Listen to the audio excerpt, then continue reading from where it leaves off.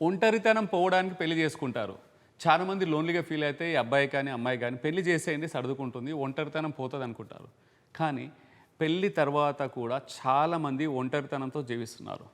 ఇక్కడ ఒంటరితనం అనేది పెళ్లితో సంబంధం లేదండి. పెళ్లికి ముందు, పెళ్లి తర్వాత కూడా ఒంటరిగా జీవించే వాళ్ళు చాలామంది ఉన్నారు. అది ఒక వ్యక్తిత్వానికి, ఎమోషనల్ ప్యాటర్న్‌కి సంబంధించింది. ఎవరైనా సరే లోన్లీనెస్‌కి, ఒంటరితనానికి జీవిత భాగస్వామిని నిందించకూడదు, బ్లేమ్ చేయకూడదు. వాళ్ళ బాధ్యత, రెస్పాన్సిబిలిటీ కాదు. ఒంటరితనం పోవాలంటే మనలో ఉన్న ఆ ఎంప్టీనెస్, ఎమోషనల్ వాక్యూమ్‌ని, ఎమోషనల్ ప్యాటర్న్స్‌ని మనమే దించుకోవాలి. మనకి మనమే హీల్ చేసుకోవాలి. అది వినడానికి చాలా చేదుగా ఉంటుంది, కానీ చాలామంది మన సఫరింగ్స్ అంతా కూడా తీసుకెళ్ళి మన జీవిత భాగస్వామి మీద, లైఫ్ పార్ట్నర్ మీద ఎత్తేస్తుంటాం. నీ వల్లనే నాకు ఒంటరితనం ఉంది, సంతోషం లేదు, ఎంప్టీనెస్ ఉంది అని రకరకాలుగా నిందిస్తుంటాము. ఒకసారి అంటే చాలా వరకు వాళ్ళని చూస్తే పెళ్ళికి ముందు కూడా వాళ్ళు అలాగే ఉండేవాళ్ళు. సో పెళ్ళితో వచ్చింది కాదు, అది ముందు నుంచే ఉంది.